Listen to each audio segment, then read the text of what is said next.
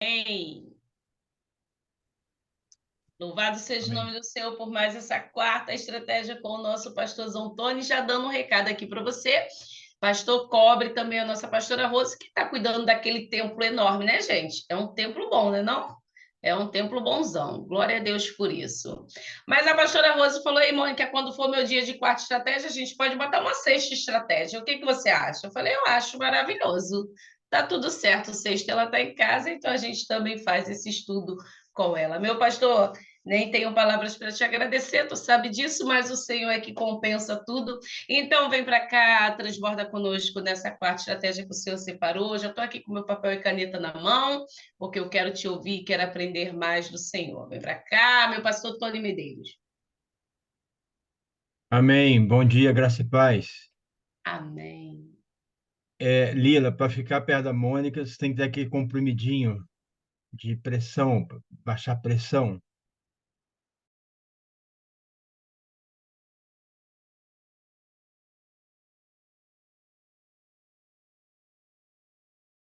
Eu queria falar um pouco nessa manhã sobre a desconstrução da personalidade de uma pessoa.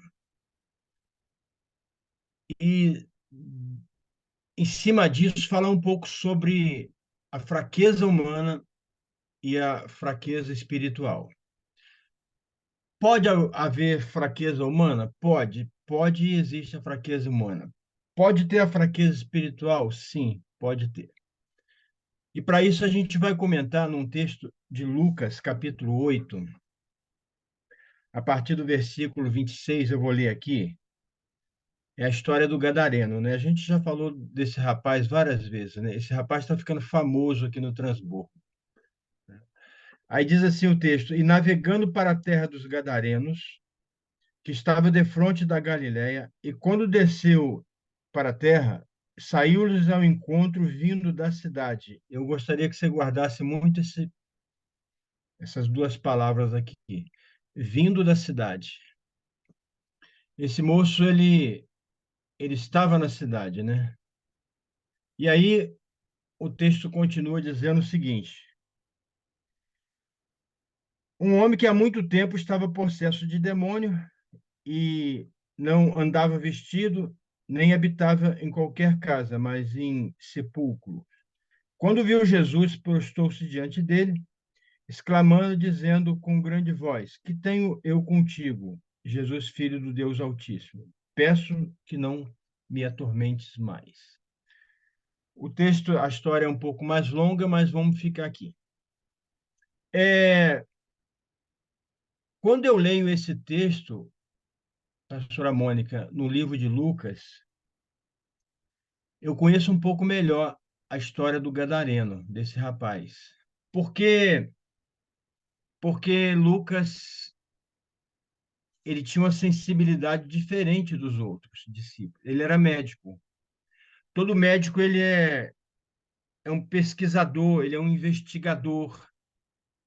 Para se entender uma doença, tem que pesquisar, tem que investigar, tem que saber qual o remédio mais adequado. Então, Lucas tinha esse perfil. Tanto escrevendo o livro de Lucas como Atos, ele dizia assim: ó, eu estou escrevendo o que eu ouvi, o que eu investiguei de pessoas idôneas. Então, ele era um investigador. E aqui em Lucas ele diz que esse homem sai da cidade e vem ao encontro de Jesus. É, quando eu falei da fraqueza humana, a fraqueza humana tem vários aspectos. Por exemplo, dependência é uma fraqueza humana. A pessoa pode ser dependente de álcool, de droga, de muita coisa. Mas tem outras características. Por exemplo, ciúme, por exemplo, é uma fraqueza humana. A impaciência é também. Agora, para mim, pastora, uma fraqueza humana complicadíssima, que a gente precisa tratar dela, ter cuidado com ela, é a chamada vulnerabilidade. Isso a gente precisa ter cuidado com ela. Porque a vulnerabilidade mostra o nosso ponto fraco. Eu não sei quem já ouviu falar do calcanhar de Aquiles. Então, Essa é a vulnerabilidade, é a fraqueza humana. É pecado isso? Não. Eu costumo dizer, pastor, que é um defeito de fabricação. Um defeito de fabricação. O apóstolo Paulo ele diz assim, ó, na minha mente eu sei a lei toda, eu tenho tudo, sei tudo, mas com o meu corpo humano eu não consigo dar conta disso. O bem que eu quero fazer eu não faço, mas o mal que eu não quero fazer, isso eu faço. E ele se intitula, ele que fala, não sou eu não, tá, gente? Eu não estou criticando o apóstolo Paulo, não. Ele fala assim, miserável homem que sou. Então, eu não sei que vulnerabilidade o apóstolo Paulo tinha, e que nós também temos. Mas, pastora, eu vejo assim, esse homem, ele vivia numa sociedade chamada a Sociedade dos Gadarenos. Ele era gadarinense. Meu Deus. Ô, Lila, depois você não grava isso gadarinense, não, porque isso pode complicar minha reputação aqui no grupo. Não grave isso, não. Mas vamos trabalhar com esse nome gadarinense que eu acabei de inventar agora, saiu do forno. Ele vivia numa sociedade, pastora, que era uma sociedade complicada. E pensar que Gadara era uma das cidades de Decápolis, né? As cidades chamadas impenitentes, cidades rebeldes, cidades que. Ou seja, eles eram tão gente boa que eles disseram assim: Jesus, nós não queremos o senhor mais aqui. Essa gente, Mônica, simplesmente expulsou Jesus de lá. Você vê o nível de sociedade que era essa cidade de Gadareno, dos Gadarenos. E eu não sei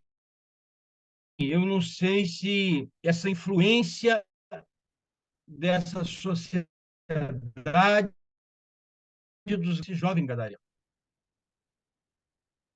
Porque, Mônica, eu não acredito que esse moço chegou um dia para a mãe dele e falou assim: mãe, eu vou sair de casa e vou morar no cemitério.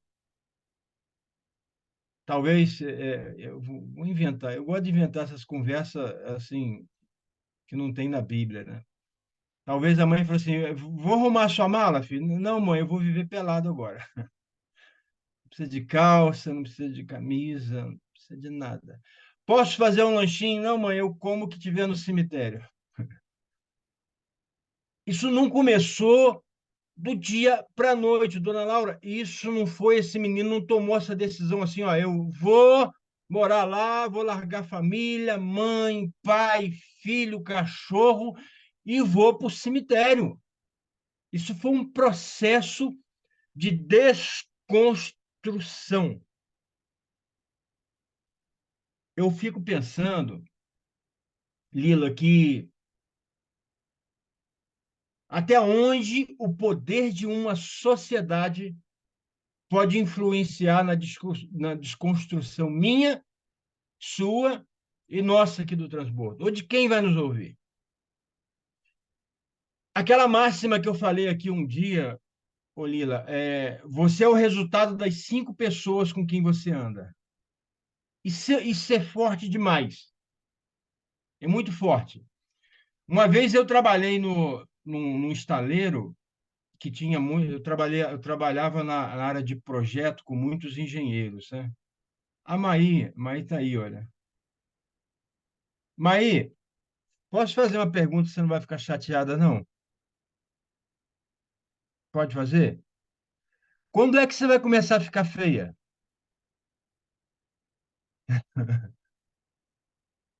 Responde depois, para não atrasar aqui o estudo. Eu trabalhei nessa empresa ali, no meio de engenheiros, sabe?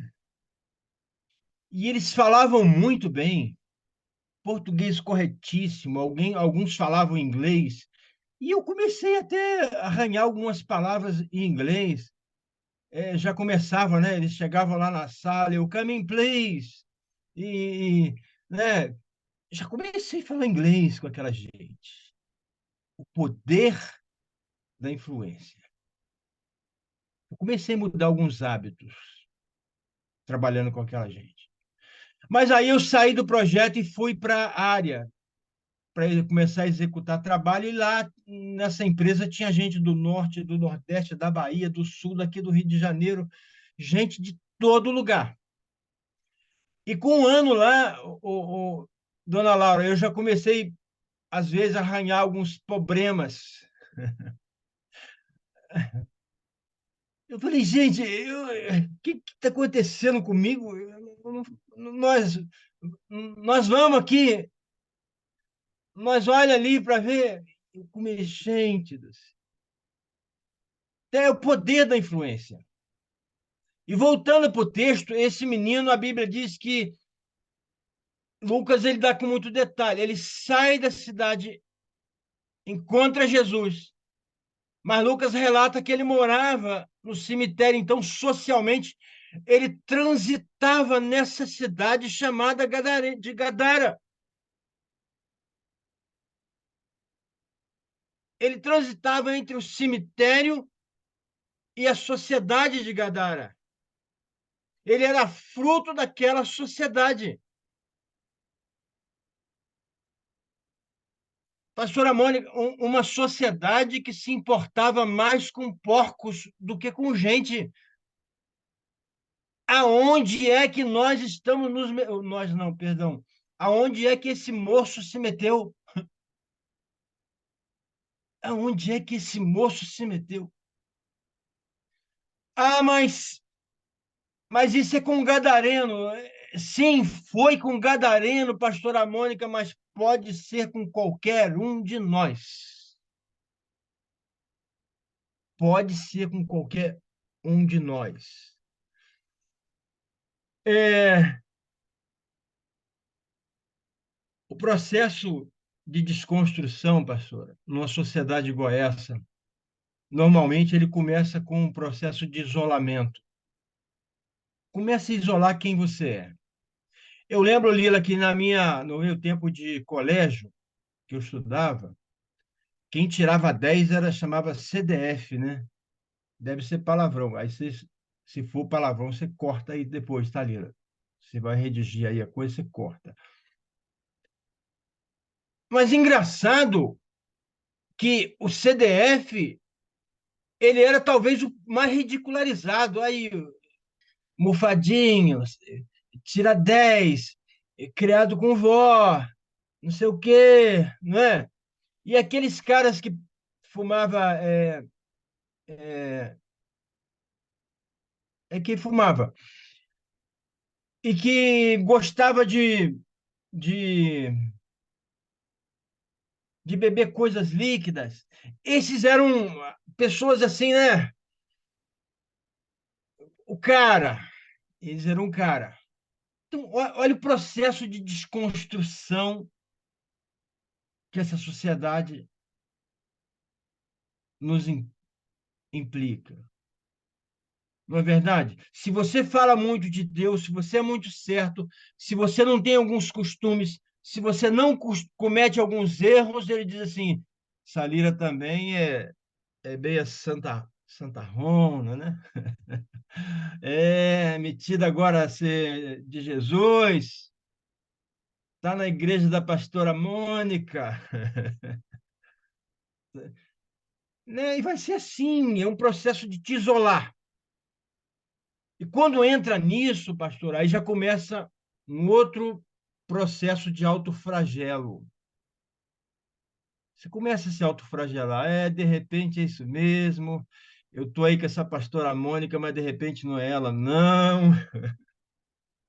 Não é ela, não é nada aí, não, a Zita, não, com a Zita não vai dar, não. Você já começa a se autoflagelar.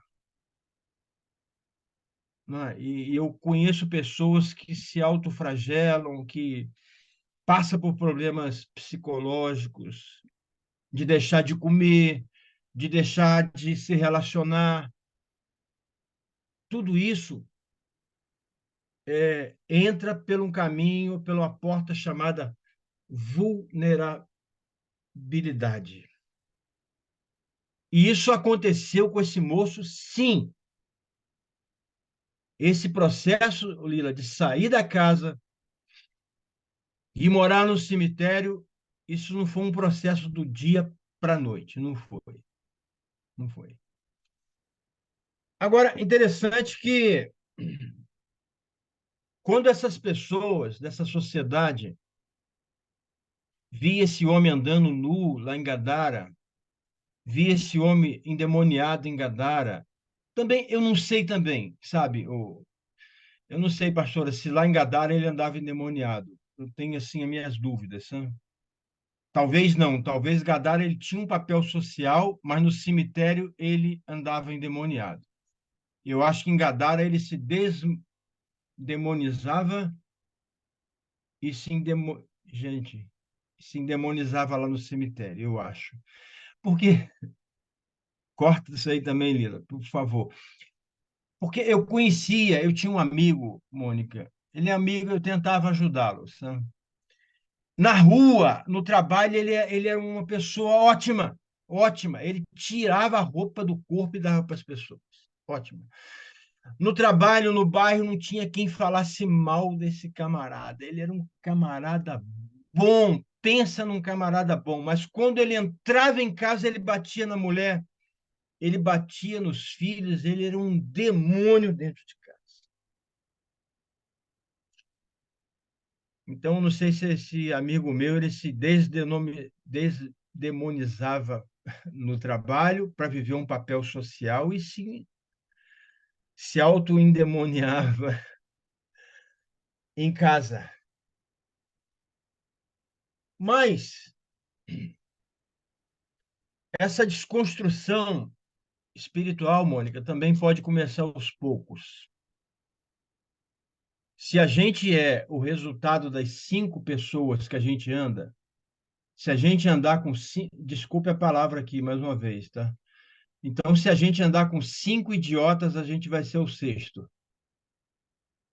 Se a gente andar com 5 pessoas que temem e servem a Deus, nós seremos o sexto.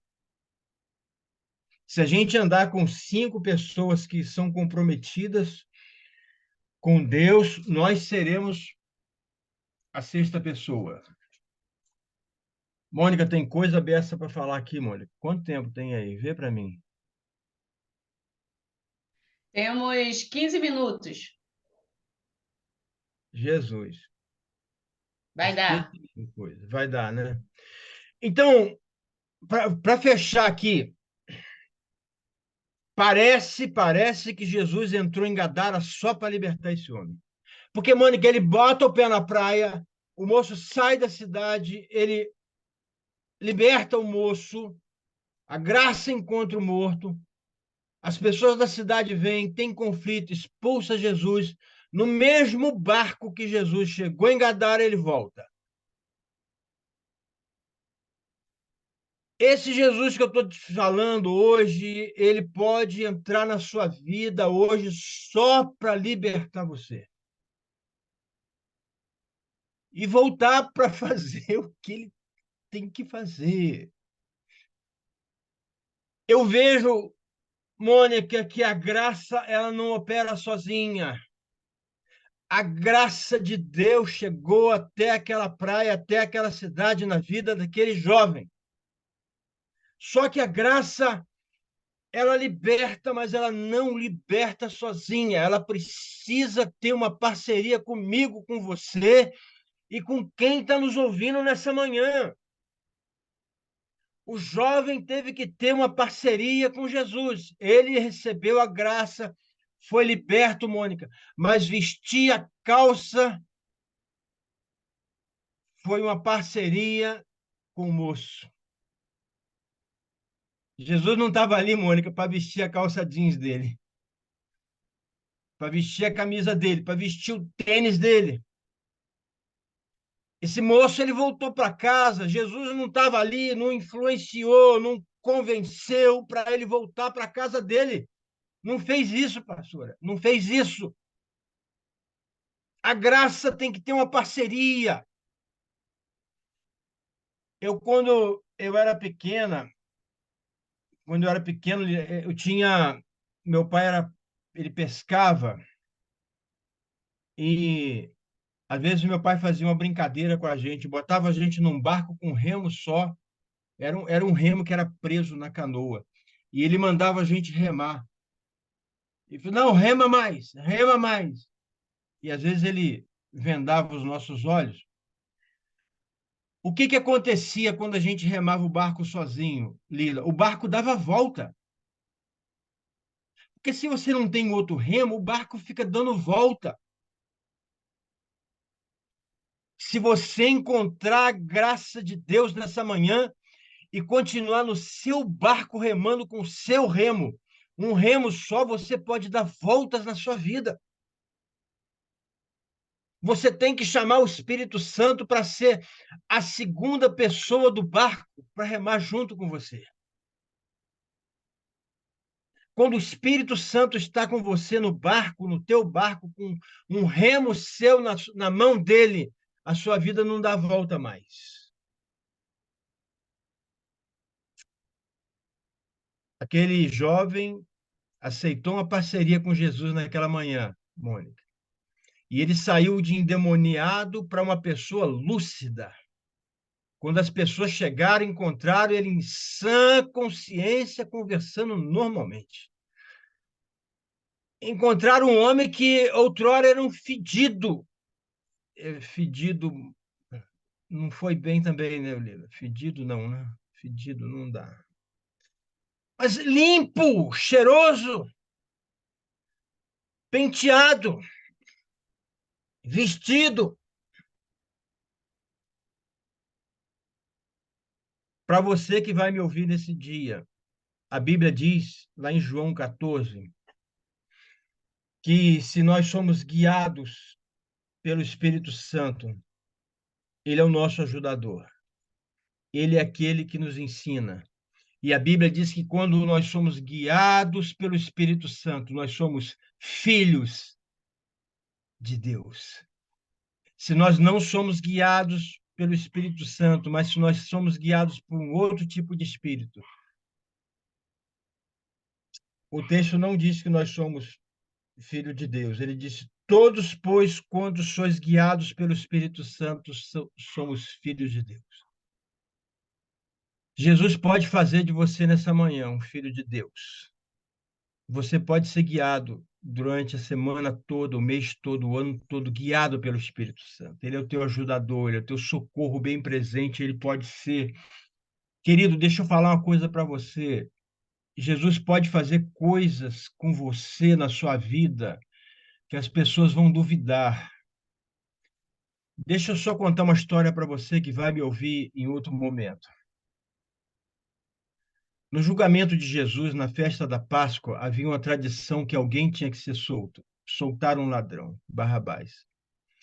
Então, até perto da morte de Jesus, houve graça.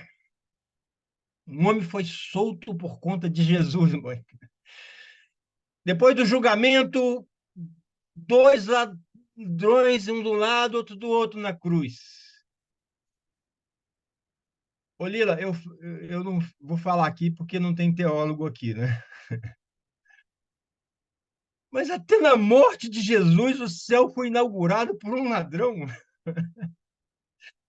Meu Deus do céu! Até na morte de Jesus, um ladrão. Eu fico pensando, Mônica, o crente da Assembleia de Deus, 20 anos de igreja lá no céu, conversando com esse homem, dizendo assim: eu estou salvo porque eu passei pelas águas. Meu pastor era o Silas Malafaia, e eu estou aqui nessa igreja, eu vim para o céu porque eu era da Assembleia. E tu, cara, conta a tua história, me dá teu testemunho. Eu era ladrão. Ué, e tu veio para o céu? Eu vim porque a graça me encontrou na cruz e disse que hoje mesmo eu estaria com ele no paraíso. Meu Deus! E é esse Deus que nós servimos, mãe. É esse moço aí chamado Jesus. Deus abençoe. Quarta-feira estratégica abençoada para nós todos. Eita, meu Deus. Pastor, eu sei que tem pessoas que se identificam, né, com algumas pessoas falando e a gente consegue aprender mais com um, com o outro. né? Eu amo a forma da Tanuri envolver a gente na palavra e aprendo muito com ela. Amo a forma que a Ana Maria me ensina, que a minha pastora Rosi, que essa família me ensina. Mas talvez o seu jeito descontraído faz eu viver momentos que eu não lembrava mais. Esse processo de desconstrução que realmente isola quem você é, começa isolando quem você é, me fez recordar quantas vezes eu fiquei isolada de quem eu era devido a uma sociedade que fez essa desconstrução em mim. Mas louvado seja o nome do Senhor, porque a graça dele me alcançou. E a graça dele alcançou essa família. Que estudo! Eu vou escutar, estudar novamente, porque vai ficar gravado e você pode passar para o seu amigo, você pode compartilhar, para que ele possa entender que ele precisa da ajuda, sozinho não. Sozinho ele fica girando, mas ele precisa da ajuda. Que ele convide o Espírito Santo, que eu e você faça isso todos os dias, possa convidar para remar esse barco junto comigo e com você. Meu Deus, obrigada, meu pastor Tony. Ora conosco nessa manhã, homem de Deus. Que tu para assim, me deixa assim, ó. Se eu não tomar cuidado, eu quero da cadeira. Tu tá ali num voo, aí tu fala, graça e paz, acabou. Quem entendeu, entendeu. Quem não entendeu, volta a ver o vídeo. Escuta mais um pouco, que eu caio da cadeira, volto, tento ver onde que eu me perdi. Glória a Deus, que o Senhor continue derramando. Guarda, porque eu sei que tem mais.